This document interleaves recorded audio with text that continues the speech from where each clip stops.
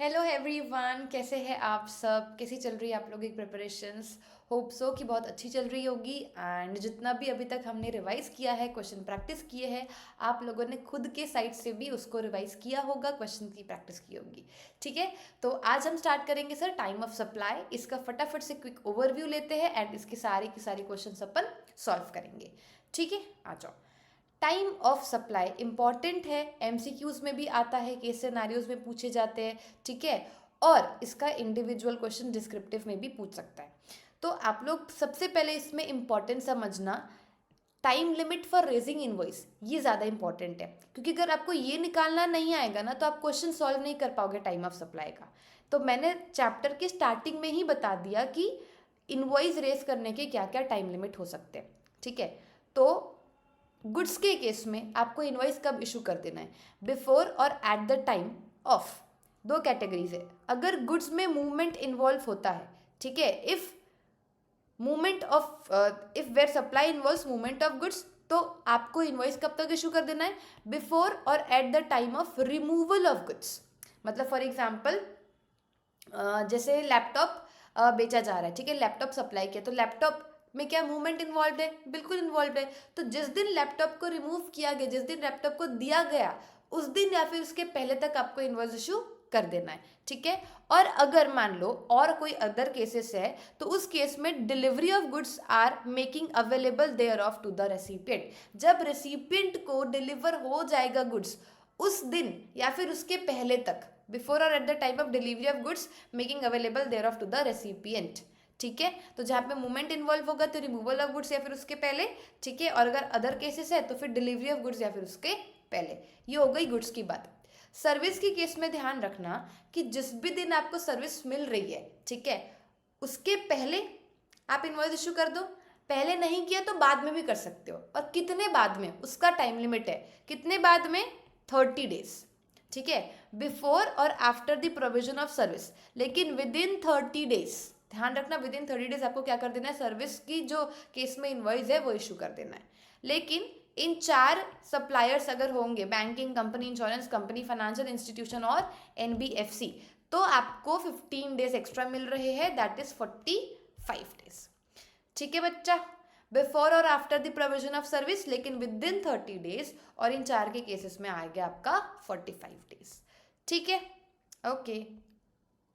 ये हो गया from the date of supply of service. जो आपको देखना है 30, जैसे आपका 30 डेज कब से काउंट करना है, तो जब से आपको सर्विस मिली है उसके बाद से 30 डेज। ठीक है, ओके, ये हो गया। अब आते हैं अपन एक्चुअल सेक्शन में। सेक्शन 12(2), इसमें अपन ने सिर्फ दो ही सेक्शन पढ़ेंगे, 12 और 13। 12 is for what? 12 is for time of supply of goods and 13 for time of supply of services. ठीक है, तो 12(2) ध्यान रखना फॉरवर्ड चार्ज का है, 12(3) ध्यान रखना रिवर्स चार्ज का है। वैसे ही 13(2) आपका फॉरवर्ड चार्ज का है और 13(3) आपका रिवर्स चार्ज का है। ठीक है, अब इसका टाइम ऑफ सप्लाई देखते हैं गुड्स के केस में। फॉरवर्ड चार्ज में अगर सप्लायर नॉर्मल है, नॉर्मल सप्लायर है, तो उस केस में टाइम ऑफ सप्लाई क्या लिमिट रहने वाली है? Date of issue of invoice और last date of issue of invoice whichever is earlier. जिस दिन आपने एक्चुअल में इनवॉइस इशू किया है या फिर एक्चुअल में इनवॉइस इशू करना चाहिए था, तो दोनों में से जो भी अर्लियर होगा वो आपका क्या रहेगा? Time of supply in case of normal supplier. ठीक है, और अगर अपन देखें कि सप्लायर कौन है, कंपोजिशन डीलर या फिर स्पेसिफाइड एक्शनेबल क्लेम जो इशू करता है, जो सप्लाई करता है स्पेसिफाइड एक्शनेबल क्लेम, चाहे वो ऑनलाइन मनी गेमिंग हो, बेटिंग हो, गैमलिंग हो, कुछ भी हो, तो उस केस में टाइम ऑफ सप्लाई क्या रहने वाला है? देखो यहाँ पर सिर्फ इनवॉइस की डेट अपन देखते हैं, बट यहाँ पर अपन पेमेंट की डेट भी देखेंगे। ठीक है, so date of issue of invoice और last date of issue of invoice under section 31, इन दोनों में से जो भी डेट अर्लियर होगी वो। और बी अपने को देखना है date of payment. Date of payment कैसे निकालते हैं? जब आप बुक्स ऑफ अकाउंट्स में एंटर करते हो, ठीक है, और बैंक अकाउंट में आपका क्रेडिट होता है अमाउंट। ठीक है, तो डेट ऑफ पेमेंट कैसे निकालोगे? Entering in the books of accounts और crediting in bank account whichever is earlier. तो ये आ गई आपके पास दोनों डेट, एंड फिर आपका आ गया time of supply in case of supplier when composition dealer और स्पेसिफाइड एक्शनेबल क्लेम वाले होते। ठीक है, क्वेश्चन करते हैं। एक बार मैं आपको एडवांस वाला कॉन्सेप्ट बता देती हूँ, फिर अपन एक दो क्वेश्चंस फटाफट कर लेते हैं।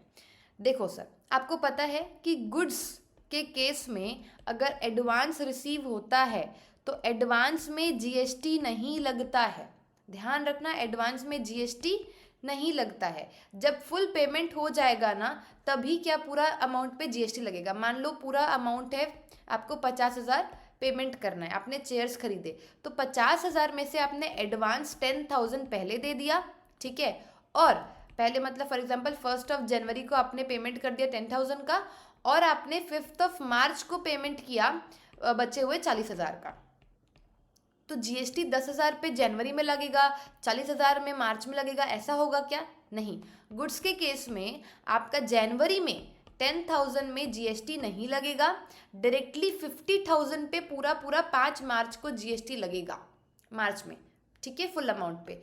तो always remember, no GST at the time of receipt of advance for supply of goods, ठीक है। अभी एक और प्रोविजन है, एक्सेस पेमेंट अप टू 1,000। देखा जाए तो प्रैक्टिकली गुड्स के सप्लाई, जो सप्लाई ऑफ गुड्स है उसके लिए ये वाला प्रोविजन इररिलेवेंट होता है, बट स्टिल मैं आपको एक बार समझा देती हूँ।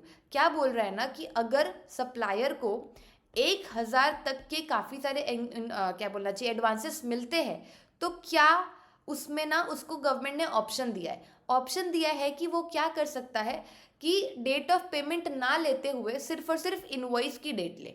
Option of taking invoice date as time of supply, क्योंकि GST on supply of goods is payable only on the basis of invoice, simple, ठीक है। तो ये जो प्रोविजन है वो मेन आपका काम आने वाले सर्विसेज में, जो अपन सेक्शन नंबर 13 में पढ़ेंगे। आप इधर ये ध्यान रखना, ठीक है।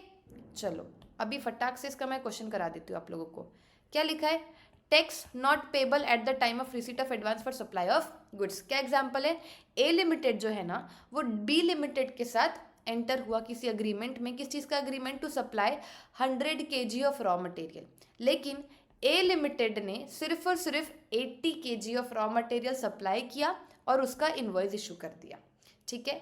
Here supply would be deem to have been made in respect of 80 kg of material. जितना उसने इनवॉइस इशू किया है, हम तो उतना ही समझेंगे ना कि उसने सिर्फ उतना ही क्या किया है, सप्लाई किया है, क्योंकि इनवॉइस कितने का बना है? 80 kg का, ठीक है, और उतना ही मटेरियल सप्लाई भी हुआ है। Therefore provisions relating to time of supply will only be applicable to 80 kg जिसका सप्लाई हुआ, supply of 80 kg of raw material and not for entire 100 kg of raw material. 80 kg supply किया, 80 kg का invoice बन गया, ठीक है। तो हम सिर्फ सप्लाई और टाइम ऑफ सप्लाई किस में निकालेंगे? 80 kg में ही निकालेंगे, ठीक है। एक बार सेकेंड एग्जाम्पल देखो, क्या लिखा है? Sphinx private limited enters into a contract for supply of 100 office chairs. कितने में? 15,000 में। किसके साथ? जॉय सेल्स के साथ। कब कब किया सर? 21 अगस्त को, ठीक है। आप हर एक डेट को मार्क करते जाना। कॉन्ट्रैक्ट में एंटर हुआ 21 अगस्त को। चेयर्स रिमूव कब हुई वेयर हाउस से? 5 सितंबर को, along with invoice issued on same date, मतलब 5 सितंबर को ही इनवॉइस इशू कर दिया। अब आपको दिमाग में क्लिक होना चाहिए, गुड्स की बात है, हमको निकालना है पहले time of issue of invoice. जो क्या होता है गुड्स के केस में, अगर गुड्स में मूवमेंट इन्वॉल्व होती है तो क्या होता है? बिफोर और at the time of removal of goods. और अगर मूवमेंट इन्वॉल्व नहीं होती तो फिर जब रिसिपिएंट के पास वो चीज़ अवेलेबल हो जाए तब। तो क्या यहाँ पर मूवमेंट इन्वॉल्व है? बिल्कुल, चेयर है, मूवमेंट इन्वॉल्व है, और इनवॉइस भी सही टाइम पर इशू हुआ है। जब रिमूवल हुआ गुड्स का 5 सितंबर को, तो बिफोर और एट द टाइम, तो एट द टाइम ही क्या हो चुका है? इनवॉइस इशू हो चुका है, ठीक है। अभी जॉय सेल्स ने क्या किया है? 30% पूरे कॉन्ट्रैक्ट वैल्यू का 15,000 का 21 अगस्त को पे कर दिया, और डिलीवरी कब हुई? 10 सितंबर को, ठीक है। तो आफ्टर डिलीवरी उसने क्या किया? 70% जो पेंडिंग पेमेंट बचा था उसका वो कर दिया। अभी क्या यहाँ पर इनवॉइस टाइम पर इशू हुआ है क्या? Yes, with in prescribe time limit invoice time पर इशू हुआ है, और इसीलिए टाइम ऑफ सप्लाई कैसे निकलता है? मैंने अभी बताया, गुड्स के केस में एडवांस में टाइम ऑफ सप्लाई नहीं निकलता। कब निकलता है? जब एक्चुअल में क्या हो? पेमेंट हो, राइट, ठीक है। अब एक और बात, गुड्स के केस में जब नॉर्मल सप्लायर की बात आती है तो उसका टाइम ऑफ सप्लाई अपन कैसे निकालते हैं, date of issue of invoice, जिस इस केस में क्या था 5 सितंबर था शायद, और last date of issue of invoice, मतलब एक्चुअल में कब इशू करना चाहिए था, दोनों में से अर्लियर कौन सा डेट होगा। तो देखो 5 सितंबर, no GST will be payable at the time of receipt of advance of 4,50,000 received on 21 August. जितनी भी 5 सितंबर को इनवॉइस इशू हुआ है वही आपका क्या हो जाएगा, टाइम ऑफ सप्लाई, क्योंकि दोनों सेम ही है, ये भी 5 सितंबर है और ये भी 5 सितंबर है। पेमेंट अपन देखेंगे नहीं, ठीक है। चलो आई थिंक ये आपको एग्जाम्पल समझ आ गया होगा। एक एग्जाम्पल और देखते हैं, आ जाओ। अभी ना मैं पहले आपको एक ट्रिक बताती हूँ, ये जब क्वेश्चन सॉल्व करूँगी तभी भी मैं बताऊँगी, बट अभी आप लोग देखो, जब भी आप टाइम ऑफ सप्लाई का क्वेश्चन सॉल्व करने वाले होगे तो आपके पास स्टेप्स होने चाहिए। सबसे पहले आइडेंटिफाई करना कि ये क्वेश्चन में गुड्स के बारे में बात कर रहा है कि सर्विस के बारे में बात कर रहा है। फिर सेकेंड चीज़ आप ये आइडेंटिफाई करना कि ये फॉरवर्ड चार्ज के बारे में बात कर रहा है कि रिवर्स चार्ज के बारे में बात कर रहा है। फिर तीसरी चीज़ आपको फिर वो टाइम लिमिट लिख देनी है, जो मैं आपको पढ़ाऊंगी सारे टाइम लिमिट्स। जैसे अभी अपन क्या पढ़ रहे हैं, नॉर्मल सप्लायर के केस में, गुड्स के केस में टाइम लिमिट क्या होती है टाइम ऑफ सप्लाई की, तो date of issue of invoice है ना, date of issue of invoice और last date of issue of invoice. समझ आई क्या बात, विच एवर इज अर्लियर, ये लिख लिया, ये सेट होना चाहिए। ये सेट होने के बाद आप क्वेश्चन पढ़ो और जो भी डेट्स आपके पास है इधर फिल करते जाओ। फिर फिल कर लिए तो विच एवर इज अर्लियर करके टाइम ऑफ सप्लाई निकाल लेना। ये आपका एकदम सही आंसर आएगा, कंफ्यूजन भी नहीं होगा, ठीक है। इसको अगर आप लोग नोट करना चाहो तो कर सकते हो, बट मैं क्वेश्चन सॉल्व करवाते टाइम खुद ही अच्छे से आपको सॉल्व करके दूंगी क्वेश्चंस, तभी भी कर लेना, ठीक है। अब आते हैं अपन एक और एग्जाम्पल में। क्या एग्जाम्पल है, आ जाओ। एक मशीन है, has to be supplied at site. Now it is done by sourcing various components from vendors and assembling the machine at site। यहाँ पे मशीन को पूरा असेंबल किया जाना है, मूवेबल नहीं है ये, ठीक है, मतलब वो जिसमें मूवमेंट इन्वॉल्व है वो वाला बात नहीं है, ठीक है, अदर केस वाला है। Now the details of the various events are, 17 सितंबर को क्या हुआ था, purchase order with advance of ₹50,000 receive हुआ था मशीन के लिए, जिसकी वर्थ कितनी थी 12 लाख की, एंड उसकी एंट्री सेलर की बुक्स ऑफ अकाउंट्स में हो चुकी थी। फिर 20 सितंबर को क्या हुआ, मशीन को पूरा असेंबल्ड किया गया, टेस्ट किया गया साइट पे, एंड देन वो बायर ने उसको एक्सेप्ट किया, ठीक है। बट इनवॉइस कब रेज किया गया, 23 अक्टूबर को, एंड जो बैलेंस पेमेंट था 50,000 17 सितंबर को कर दिया था, और बचा हुआ 1150 कब किया, 4 नवंबर को। तो स्टूडेंट्स बताना आप मुझे कि क्या गुड्स के केस में एडवांस में जीएसटी लगता है क्या, नहीं लगता, ठीक है। अब एक और बात बताना कि time of issue of invoice क्या होना चाहिए इस केस में। क्या यहाँ पे रिमूवल ऑफ गुड्स वाला लगेगा क्या, नहीं लगेगा। जब बायर जो रिसिपिएंट है उसके पास गुड्स अवेलेबल है, उसके उस दिन मतलब बिफोर और at the time of that delivery made available to the buyer, तो इनवॉइस कब इशू हो जाना चाहिए, 20 अक्टूबर को, ठीक है। तो आप लोग मेरे साथ एक बार लिखेंगे क्या, पहला तो ये किसका है, गुड्स का है, दूसरा तो एफसीएम है, ठीक है, और तीसरा टाइम लिमिट क्या होनी चाहिए, date of issue of invoice और last date of issue of invoice. अभी गुड्स है, एफसीएम है, तो चलो ठीक है। Date of issue of invoice मतलब एक्चुअल में उसने इनवॉइस कब इशू किया था, एक्चुअल में 23 अक्टूबर को किया था, बट एक्चुअल में करना कब चाहिए था, last date of issue of invoice कब होनी चाहिए थी, बिफोर और at the time of making available to the goods to the buyer, तो 20 अक्टूबर। दोनों में से अर्लियर बता दो तो टाइम ऑफ सप्लाई आपका निकल जाएगा 20 अक्टूबर, सिंपल। लेकिन एक और चीज़ यहाँ पे मेंशन करना है कि एडवांस में जीएसटी नहीं लगता है, मतलब पूरे 12 लाख में जीएसटी कब लगेगा, 20 अक्टूबर को लगेगा, जब आपका टाइम ऑफ सप्लाई रहेगा। समझ आई बात, ये देखो क्या लिखा है कि 12 लाख इस कहाँ गया, एंटायर अमाउंट ऑफ 12 लाख जिसका टाइम ऑफ सप्लाई होने वाला है 20 अक्टूबर, which is the date on which goods are made available to the recipient. Hope so कि आपको ये क्वेश्चन भी अच्छे से समझ आ गया होगा, क्योंकि कई बार बच्चों को ना इसी में कन्फ्यूजन हो जाता है, यही डेट उन लोग नहीं निकाल पाते। बट आगे हम लोग और भी क्वेश्चंस करेंगे, जितने भी टाइम ऑफ सप्लाई के बड़े बड़े क्वेश्चन है, ट्रिकी क्वेश्चन है, वो सब मैं आपको करवाऊंगी। और जो होमवर्क दूंगी आप लोगों को वो घर से करके आना है, मतलब घर पे ही हो करके फिर आपको ये लेक्चर देखना है, ठीक है। चलो आ जाओ, आगे के प्रोविजंस पढ़ लेते हैं अपन। ये मैंने आप लोगों को बता दिया। अभी आ जाओ 12(3) में। 12(3) बात करता है रिवर्स चार्ज के बारे में, ठीक है। रिवर्स चार्ज गुड्स के केस में 12(3) में उसकी टाइम ऑफ सप्लाई रहने वाली date of receipt of goods और डेट ऑफ पेमेंट। पेमेंट की डेट कैसे निकालते? जब एंट्री किया है बुक्स ऑफ अकाउंट्स में और यहाँ पे डेबिट बोल रहा है और यहाँ पर बोल रहा है क्रेडिट। क्यों? क्योंकि सप्लायर जब टैक्स पे करता है तो उसको रेसिपिएंट से पैसे मिलते हैं, तो ये बैंक अकाउंट में इसका क्रेडिट होता है। बट अगर रिवर्स चार्ज में अगर बात करें तो रेसिपिएंट टैक्स पे करता है, ठीक है। रेसिपिएंट के बैंक अकाउंट से पैसा जाता है तो इधर अपन डेबिट करते हैं, ठीक है। So entering in the books of accounts और debiting from bank account whichever is earlier, ठीक है। और सी विच इज इंपॉर्टेंट, भूलना मत इसको, गुड्स के केस में 31st डे मिलता है from the date of issue of invoice by the supplier. तो आपको निकालना है कि जिस दिन एक्चुअल में सप्लायर ने इनवॉइस इशू किया है वहां से लेकर 31st डे कितना होगा, वो दिन हमारा क्या रहेगा, मतलब वो डेट निकालना। फिर तीनों ही डेट में से विच एवर इज अर्लियर निकालना, that date will be our time of supply, ठीक है। तो देखो, अगर मान लो यहाँ पे जो इवेंट्स है, चाहे पेमेंट की डेट हो चाहे गुड्स की रिसीट की डेट हो, ये असर्टेनेबल नहीं है, तो टाइम ऑफ सप्लाई क्या निकलेगा अपना, date of entry in the books of accounts of recipient. जब रेसिपिएंट ने अपने बुक्स में एंट्री की होगी वही अपन मान लेंगे कि टाइम ऑफ सप्लाई है, ठीक है। अब आता है अपना time of supply of services. तो उसके पहले वापस से मैं आपको क्या करवाना चाहूँगी, क्वेश्चन करवाना चाहूँगी। देखो रिवर्स चार्ज वाला, यस गुड्स ही है ना, हाँ गुड्स है।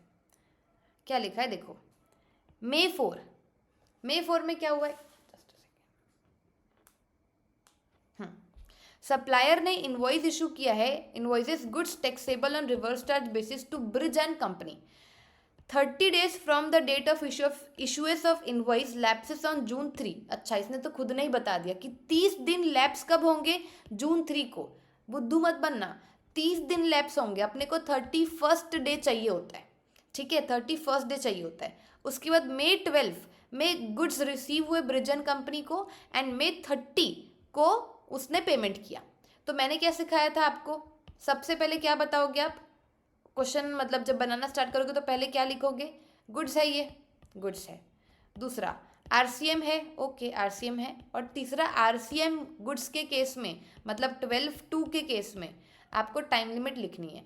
पहला क्या होगा, जब रिसीट मतलब गुड्स रिसीव कब हुआ, date of receipt of goods, ठीक है। उसके बाद आपका आ जाएगा डेट ऑफ पेमेंट, फिर उसके बाद क्या आ जाएगा 31st day from the date of issue of invoice. तो रिसीट ऑफ गुड्स, गुड्स कब रिसीव हुए आप लोग देखो एक बार, May 4, यहाँ पे लिख दो May 4।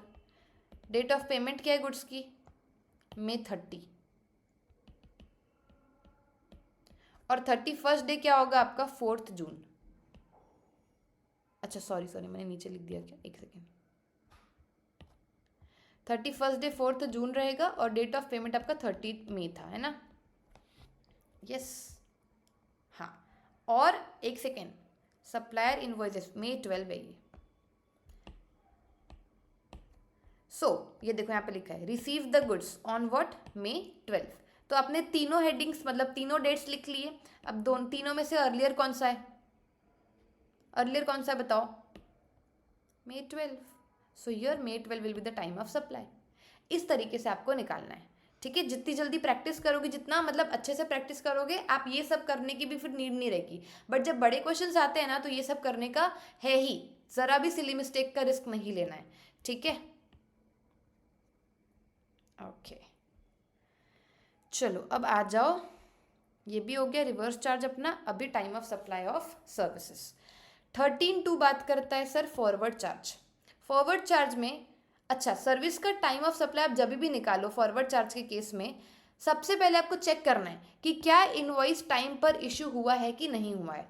टाइम पर इशू हुआ है मतलब पढ़ाया था ना मैंने कि invoice with in 30 days issue हो जाना चाहिए, नहीं होगा तो क्या होगा टाइम ऑफ सप्लाई, और अगर टाइम पे इशू होगा तो उस केस में टाइम ऑफ सप्लाई क्या होगा? तो अगर invoice with in time issue हो चुका है तो उस केस में आपका टाइम ऑफ सप्लाई होने वाला है date of issue of invoice by the supplier और date of receipt of payment, whichever is earlier. समझ आई बात? मतलब इनवॉइस टाइम पे इशू होगा तो टाइम ऑफ सप्लाई की जो टाइम लिमिट होगी वो होगी date of issue of invoice, जिस दिन एक्चुअल में सप्लायर ने इनवॉइस इशू किया है और जिस दिन पेमेंट हुआ है, तो दोनों में से अर्लियर डेट आपका टाइम ऑफ सप्लाई हो जाएगा। बट इन केस अगर 30 डेज के विद इन टाइम जो इनवॉइस है वो इशू नहीं किया गया है तो क्या होगा? तो क्या होगा sir? Date of provision of service. फिर यहाँ पे देखो इनवॉइस की डेट नहीं है, फिर है कि जिस दिन उसने सर्विस दिया और पेमेंट रिसीव हुआ, ठीक है, तो whichever is earlier.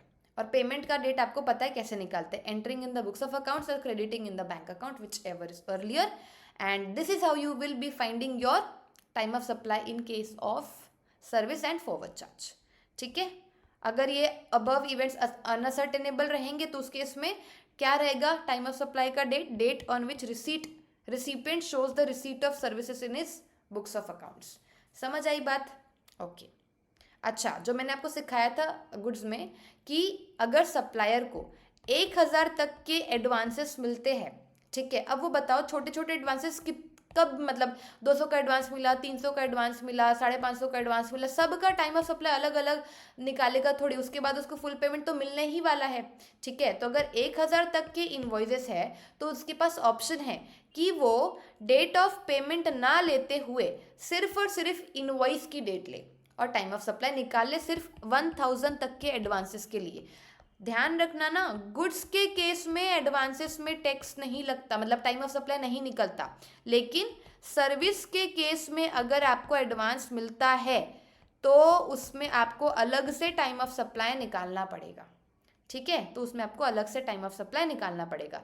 Forward charge का टाइम ऑफ सप्लाई अपन ने पढ़ा, ठीक है, अभी मैं उसका आपको तुरंत क्वेश्चन कराना चाहती हूँ। टाइम ऑफ सप्लाई दिख रहा है ना? Time of supply of service I think यही है। 13(2)(b). देखो, determine the time of supply from the following particulars. 6 मई को क्या हुआ है? अच्छा देखो, यहाँ पे वापस से आपको लिख लेना है। सबसे पहले तो यहाँ पे अपन के पास आने वाली बुकिंग ऑफ कन्वेंशन हॉल, तो यहाँ पे गुड्स की बात तो नहीं हो रही है, सर्विस की बात हो रही है। ओके। दूसरा, क्या यहाँ पे कहीं भी रिवर्स चार्ज की बात है? फिर रिवर्स चार्ज की कोई सर्विसेज है क्या? नहीं, तो ये आपका फॉरवर्ड चार्ज है, मतलब सेक्शन क्या लगेगा? 13(2) लगेगा। ठीक है, अभी तीसरा, सर्विस के केस में आपको ये पता करना है कि इनवॉइस टाइम पे इशू हुआ है कि नहीं हुआ है। तो अगर इनवॉइस टाइम पे देखते हैं हुआ है कि नहीं हुआ है। 6 मई को बुकिंग हुआ है कन्वेंशन हॉल का, जिसमें आपको एडवांस रिसीव हुआ है 15,000 का टोटल सम है, जिसमें से 3,000 का एडवांस रिसीव हुआ है। ठीक है, तो एडवांस रिसीव हुआ है ना, अपन मेंशन करके रखते हैं, क्योंकि एडवांस में अपने को टाइम ऑफ सप्लाई अलग से निकालना रहेगा और बचे हुए 12,000 पे अपने को टाइम ऑफ सप्लाई अलग से निकालना रहेगा। ठीक है, 15 सितंबर को फंक्शन हुआ, तो सर्विस मतलब प्रोविजन ऑफ सर्विस मान लो इसको, सर्विस कब रिसीव हुई सर? 15 सितंबर को। ठीक है, अब सर्विस रिसीव होने के विद इन 30 डेज आपका इनवॉइस इशू हो जाना चाहिए। तो 15 सितंबर से आप देख लो 15 अक्टूबर तक इनवॉइस इशू हो जाना चाहिए, बट एक्चुअल में इनवॉइस इशू हुआ कब है? 27 अक्टूबर को। ठीक है, वो इशू हुआ है जिसमें से बैलेंस 12,000 पेबल दिखाया जा रहा है, क्योंकि 3,000 तो एडवांस पेमेंट हो चुका है। तो आप बताओ, क्या इनवॉइस टाइम पे इशू हुआ है? क्या नहीं हुआ है ना, 15 अक्टूबर तक इशू हो जाना चाहिए था, 27 अक्टूबर को इशू हुआ है। इसका मतलब ये कि टाइम ऑफ सप्लाई कैसे निकलेगा? Date of provision of service और what? Date of provision of service और date of payment, whichever is earlier. तो अब आपको क्या निकालना रहेगा? 3,000 के केस में अलग टाइम ऑफ सप्लाई, 12,000 के केस में अलग टाइम ऑफ सप्लाई। ठीक है, तो 3,000 के केस में प्रोविजन ऑफ सर्विस, तो देखो दोनों का डेट सेम ही रहेगा, क्योंकि सर्विस कब मिली है? 15 अक्टूबर को। ठीक है, 15 सितंबर था वो, यस 15 सितंबर को। और पेमेंट कब हुआ? 3,000 का पेमेंट हुआ है 6 मई। ओके, ठीक है। और यहाँ पर 12,000 का पेमेंट कब हुआ है? पेमेंट हुआ है आपका 3 नवंबर को, और प्रोविजन ऑफ सर्विस है 15 सितंबर की। दोनों में से अर्लियर निकाल लो, यहाँ पर 6 मई आ जाएगा और यहाँ पर क्या आ जाएगा, 15 सितंबर आ जाएगा। आई बात समझ में मेरी? मेरे तो आ गई, आपकी आई कि नहीं आई? ये देखो, टैक्स इनवॉइस कब तक इशू हो जाना चाहिए? 30 डेज के विद इन इशू हो जाना चाहिए। बट गिवन केस में क्या हो रहा है, इनवॉइस टाइम पे तो इशू हुआ नहीं है, तो इसीलिए टाइम ऑफ सप्लाई कैसे निकलेगा? Date of provision of service और receipt of payment whichever is earlier. इसीलिए 3,000 का टाइम ऑफ सप्लाई निकलेगा 6 मई, that is the date of payment, ठीक है। और जो 12,000 का है वो निकलेगा 15 सितंबर। समझ आई बात? इजी है बहुत, बट ऑर्गेनाइज्ड वे में सॉल्व करोगे ना तो एकदम सही आंसर आएगा, ठीक है। पहले कंसेप्ट रिवाइज किया, फिर मैंने फॉर्मेट बताया, फिर क्वेश्चन सॉल्व करवाया। ऐसे ही आगे अपन जो बड़े क्वेश्चन है टीवाई के और पास्ट ईयर के, आरटीपी के, वो सब अपन सॉल्व करेंगे, ठीक। मतलब फॉरवर्ड चार्ज का भी अपना काम हो चुका है। ओके, देखो अभी रिवर्स चार्ज सर्विस के केस में कैसे निकालेंगे रिवर्स चार्ज? देखो, जब गुड्स का रिवर्स चार्ज अपन ने निकाला था तो उसकी टाइम लिमिट क्या थी? Receipt of goods, date of receipt of goods. आपको सर्विस हाथ में मिलती है क्या? नहीं। तो यहाँ पर देखना कहीं भी वो नहीं है ना, date of receipt of service कहीं नहीं है, ठीक है। आ जाओ, डेट ऑफ पेमेंट कैसे निकालोगे? Entering in the books of accounts और debiting from its bank account whichever is earlier. तो डेट ऑफ पेमेंट निकल गई। और सर्विस के केस में आपको 61st डे निकालना होता है, गुड्स के केस में 31st डे निकालना होता है, from the date of issue of invoice by the supplier, ठीक है। अब यहाँ पर था एक अमेंडमेंट, छोटा सा अमेंडमेंट था कि आपको पता है रिवर्स चार्ज के केस में इनवॉइस इशू कौन करता है? इनवॉइस इशू करता है रेसिपिएंट। तो अगर आप लोग देखोगे तो टाइम ऑफ सप्लाई में रिवर्स चार्ज के केस में ना डेट ऑफ पेमेंट तो है ही, फिर 61st डे वाला है, एंड सी पॉइंट ऐड हुआ है, date of issue of invoice by the recipient in cases where the invoice is to be issued by the recipient. जहां पर रेसिपिएंट टैक्स पे करेगा ना और वो इनवॉइस इशू करेगा तो वो डेट भी आपको यहाँ पर कंसीडर करनी है, ठीक है। वो डेट भी आपको इधर कंसीडर करनी है ताकि तीनों में से अर्लियर डेट निकाल लो, एंड वो आपका हो जाएगा रिवर्स चार्ज के केस में। सप्लाई ऑफ सर्विस के केस में आपका क्या टाइम ऑफ सप्लाई निकलेगा, ठीक है सर। ओके, मतलब ध्यान रखना यहाँ पर सी पॉइंट क्या आ जाएगा आपका? सी पॉइंट आ जाएगा कि date of issue of invoice क्या है बाय द रेसिपिएंट, ठीक है। Date of issue of invoice क्या है बाय द रेसिपिएंट, ठीक है। Okay ma'am. अच्छा, अगर ऊपर वाले इवेंट्स अनसर्टेनेबल रहेंगे तो आपको पता है जो रेसिपिएंट अपने बुक्स ऑफ अकाउंट्स में शो करेगा that will be the time of supply. Otherwise first आपको प्रेफरेंस देनी है date of payment, 61st day और date of issue of invoice, तीनों में से अर्लियर कौन सा है? ओके बच्चों, प्लीज़ ये भूल मत जाना आप लोग, ठीक है, बिल्कुल नहीं भूलना। जब आपको बुक मिलेगी तो मैं इसको यहाँ पर मेंशन करके दूंगी, ठीक है। चलो, अभी आता है स्पेशल केस, फिर मैं क्वेश्चन कराऊंगी इसका भी। मैं सिर्फ रिवाइज कराते जाऊंगी बिना क्वेश्चन कराए, स्पेशली टाइम ऑफ सप्लाई के चैप्टर में, तो फिर तो आपके ऐसे ऊपर ऊपर से ही जाएगा, इसलिए मैं सब कराते चलूँ साथ में, ठीक है। देखो, स्पेशल केस क्या है? इम्पोर्ट ऑफ सर्विस के केस में आपको पता है रिवर्स चार्ज लगता है, आरसीएम लगता है मतलब, ठीक है। बट अगर इम्पोर्ट ऑफ सर्विस आप किसी एसोसिएटेड एंटरप्राइजेस से करते हो, और एसोसिएट एंटरप्राइज का मतलब जो है वो कहाँ पर गिवन है? 92A of income tax act, जो किसी ये फाइनल लेवल पे आप पढ़ने वाले हो, ठीक है। तो अगर मेंशन कर देगा वो आपके क्वेश्चन पे कि किससे आप इम्पोर्ट कर रहे हो सर्विस, तो एसोसिएटेड एंटरप्राइज से अगर आपने इम्पोर्ट ऑफ सर्विस किया तो टाइम ऑफ सप्लाई कैसे निकालोगे? रिवर्स चार्ज समझ के ये मत कर देना, रिवर्स चार्ज समझ के वो मत कर देना, ठीक है। एसोसिएटेड एंटरप्राइज से अगर आपने सर्विस इंपोर्ट किया है तो क्या आएगा? Date of entry in the books of accounts of recipient और date of payment whichever is earlier, ठीक है। जब आप जब रेसिपिएंट अपनी बुक्स ऑफ अकाउंट्स में एंट्री करेगा या तो फिर जब पेमेंट होगा, दोनों में से जो भी अर्लियर डेट होगी that will be the time of supply in this particular special case, ठीक है। ओके, एक बार मैं इसके क्वेश्चन करा दूँ रिवर्स चार्ज वाला। ये देखो, पहले एक्सेस पेमेंट बताती हूँ, ठीक है।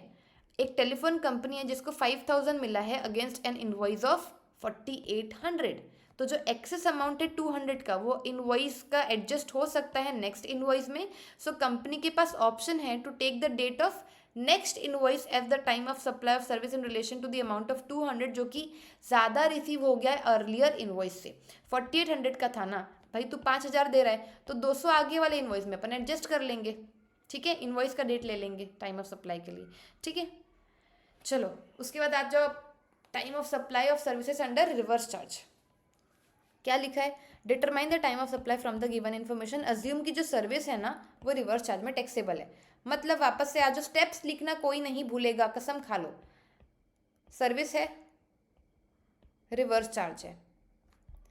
तीसरा टाइम, इसका टाइम लिमिट क्या होता है बताओ। Date of payment 61st day from the date of issue of invoice, ठीक है, from the date of issue of invoice. और तीसरी डेट क्या थी आपकी, जब रेसिपेंट इनवॉइस इशू करते, तो date of issue of invoice by the recipient, ठीक है। अच्छे से आप लोग लिखना। अभी देखो क्या लिखा है, May 4 को क्या हुआ है, सप्लायर ऑफ सर्विस ने इनवॉइस इशू किया है, अच्छा, फॉर सर्विस प्रोवाइडेड, देयरफॉर, अच्छा, there is a dispute about amount payable and payment is delayed. Dispute था, अच्छा ठीक है। यहाँ पर पेमेंट कितना पेबल है उसके अगेंस्ट वो कुछ डिस्प्यूट था। तो आपको यहाँ पर क्या लिखा हुआ है कि सप्लायर ऑफ सर्विस ने इनवॉइस इशू कर दी जिसकी डेट दी हुई है May 4। फिर August 21 को पेमेंट हुआ है सप्लायर ऑफ सर्विस को, ठीक है, पेमेंट किया गया सप्लायर ऑफ सर्विस को।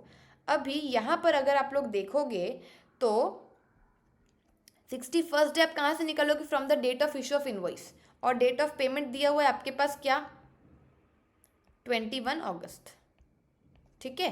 और 61st डे आपको निकालना है। कहाँ से निकालोगे 61st डे, जहाँ से इनवॉइस इशू है, तो यहाँ से आप 61st डे निकालो। तो उस केस में आपका 61st डे पता है क्या आएगा, 61st डे आएगा आपका जुलाई 4, ठीक है। मई, जून, जुलाई एंड उसके बाद 61st डे, 60 डेज तक आपका क्या आ जाएगा, 3 जुलाई। फिर 3 जुलाई से +1 कर देना, आपका क्या आ जाएगा, 4 जुलाई। तो 4 जुलाई will be the time of supply being the earlier of the two disputed dates, date of payment और date immediately following the 60 days from the date of issue of invoice.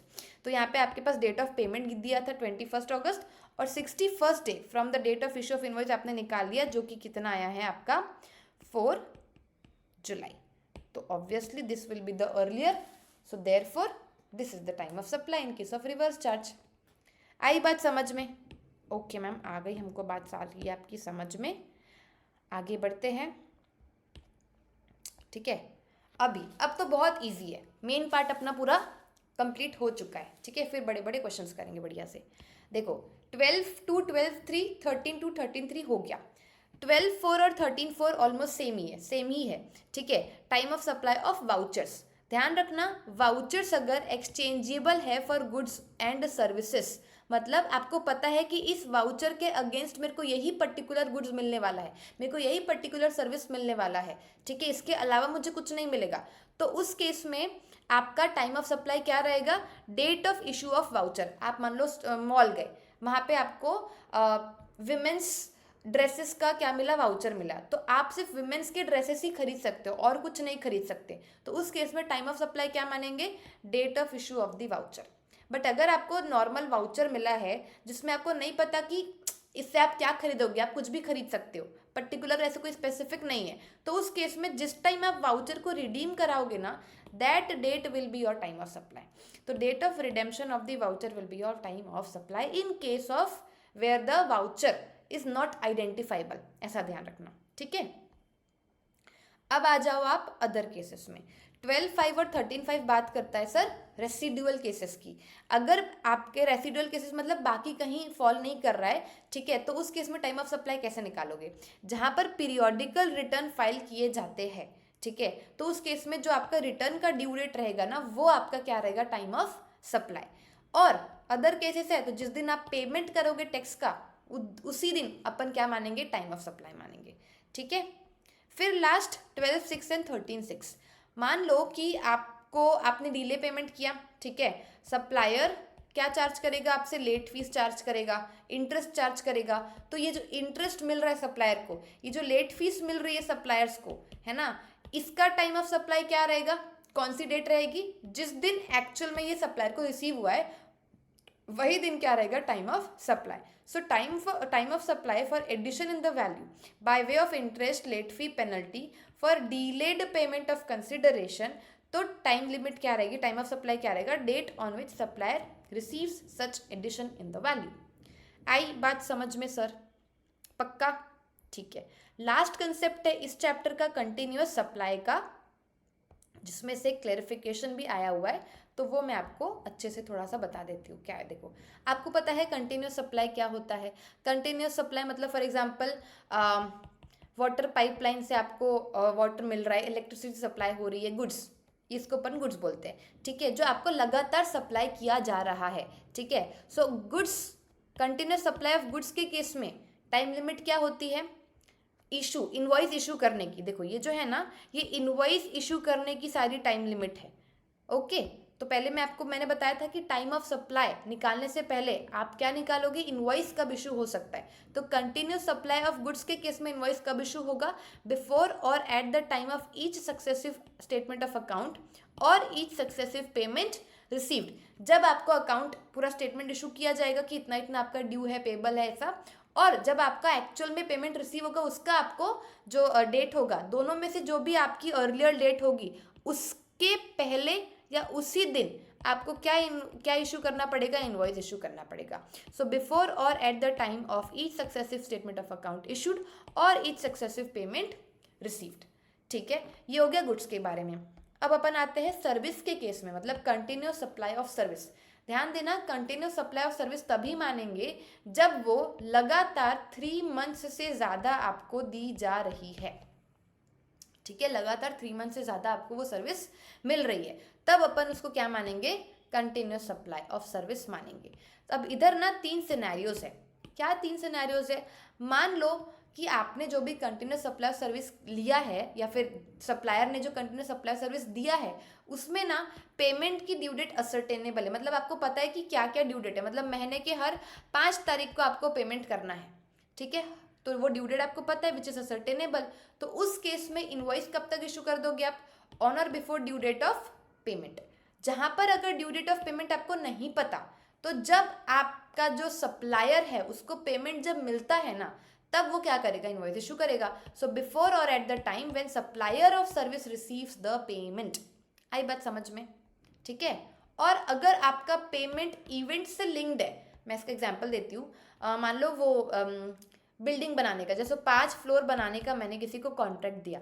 ठीक है, अब मैंने उसको बोला कि भाई तू जब 2 फ्लोर बना देगा तो मैं तेरे को 2 लाख रुपए दे दूंगी, फिर तू तीसरा फ्लोर बना देगा तो मैं तेरे को 50,000 दूंगी। मतलब जैसे जैसे तू काम कंप्लीट करते जाएगा वैसे वैसे मैं तेरे को पेमेंट करते जाऊंगी। तो जहां पर आपका पेमेंट लिंक्ड है किसी इवेंट के साथ, तो अपने को देखना है इनवॉइस कब इशू करना है? जैसे जैसे वो इवेंट कंप्लीट होगा। So on or before the date of completion of event. ठीक है, तो ये सिनेरियोस आपको ध्यान रखना है। ये इनवॉइस इशू करने की टाइम लिमिट्स आपको मैंने बता दी। ठीक है, फिर इनवॉइस इशू करने की टाइम लिमिट बता दी। अगर विद इन टाइम इशू हो गया तो मैंने आपको यहाँ पर सिखा रखा है कि अगर विद इन टाइम इशू हुआ तो टाइम ऑफ सप्लाई कैसे निकालेंगे सर्विस के केस में। टाइम जो है वो इनवॉइस टाइम पर इशू नहीं हुआ तो फिर अपन ऐसे निकालेंगे। ठीक है, ओके। अभी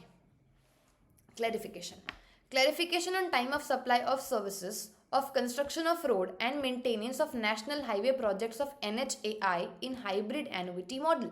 अभी इसमें क्या होता है ना कि हाइब्रिड एन्युटी मॉडल में क्या होता है, आपको कॉन्ट्रैक्ट मिलता है कि आप रोड कंस्ट्रक्ट भी कर दो एंड आने वाले 15-16 साल तक आप पूरा उसका मेंटेनेंस भी करोगे। ऐसा गवर्नमेंट कॉन्ट्रैक्ट देती है। ठीक है, देखो नेशनल हाईवे प्रोजेक्ट्स में ऐसा होता है। ठीक है, हाइब्रिड एन्युटी मॉडल में तो जो कंसेशनायर होता है ना, उसको कंस्ट्रक्ट करना होता है नया रोड और पूरा ऑपरेशन और मेंटेनेंस प्रोवाइड करना होता है, जो कितने टाइम का होता है? ओवर अ पीरियड ऑफ 15 से 17 साल। एंड पेमेंट फिर ओवर द ईयर स्प्रेड है। मतलब ठीक है, जैसे जैसे उसका काम कंप्लीट होते जाएगा ओवर द ईयर उसको क्या मिलते जाएगा? पेमेंट मिलते जाएगा। एक साथ 15 साल का पेमेंट तो नहीं कर सकते। ठीक है, सो पेमेंट भी क्या है? Spread over the years. अगर आप देखोगे कि अगर payment spread over the years है, कंटिन्यूसली 15-17 साल तक वो ऑपरेशन मेंटेनेंस की सर्विस देगा कॉन्ट्रैक्टर, तो क्या ये कंटिन्यूस सप्लाई ऑफ सर्विस में आ जाएगा? बिल्कुल आ जाएगा। तो अब इसमें इशू था कि इसका टाइम ऑफ सप्लाई क्या रहेगा। What is the time of supply for the purpose of payment of tax? तो सिंपल सी बात है, HAM एक सिंगल कॉन्ट्रैक्ट है जिसमें कंस्ट्रक्शन भी हो रहा है और ऑपरेशन और मेंटेनेंस की सर्विस भी दी जा रही है, जिसमें पेमेंट स्प्रेड है over the contract period in instalments to be made after specified periods, या फिर कंप्लीशन ऑफ एन इवेंट। कुछ स्पेसिफाइड पीरियड्स में लाइक हर 2 महीने में मिलेगा, या फिर कुछ इवेंट बताया जाएगा कि जैसे जैसे ये इवेंट कंप्लीट होगा वैसे वैसे पेमेंट किया जाएगा। तो ये अपना कंटिन्यूस सप्लाई ऑफ सर्विस है। और इस तरीके से आपको क्या निकालना है, इनवॉइस की डेट निकाल लेनी है और फिर क्या निकाल लेना है, time of supply of service निकाल लेना है। आपको बस ये चीज़ एक्सप्लेन करके आनी है और कुछ नहीं, ठीक है। So what we had studied here, section 12(1), 12(2), 12(1) कुछ नहीं है ना, 12(1) बस इतना दिया हुआ है कि गुड्स के बारे में आगे आप पढ़ने वाले हो टाइम ऑफ सप्लाई। तो 12(2) और 12(3) FCM और RCM। फिर हमने पढ़ा सेक्शन 13(2), 13(3) सर्विस के केस में FCM और RCM। फिर 12(4), 12(5), फिर 12(6), ठीक है। उसके बाद हमने कंटिन्यूस सप्लाई ऑफ सर्विस पढ़ा एंड उसका एक क्लैरिफिकेशन पढ़ा। इतना ईजी और अलॉन्ग विथ क्वेश्चंस कुछ, बट अभी मैं आपको सारे क्वेश्चंस कराऊंगी। नेक्स्ट लेक्चर में आपको पूरे सारे क्वेश्चंस दिखेंगे जो अपन एक एक सॉल्व करने वाले, ताकि मतलब एक भी मार्क्स नहीं छोड़ना है, ठीक है। चलो, आई होप कि ये चैप्टर आपको समझ आया होगा। अच्छे से रिवाइज करके आना थोड़ा सा, फिर आप क्वेश्चंस का वीडियो स्टार्ट कर दो। ओके बच्चों।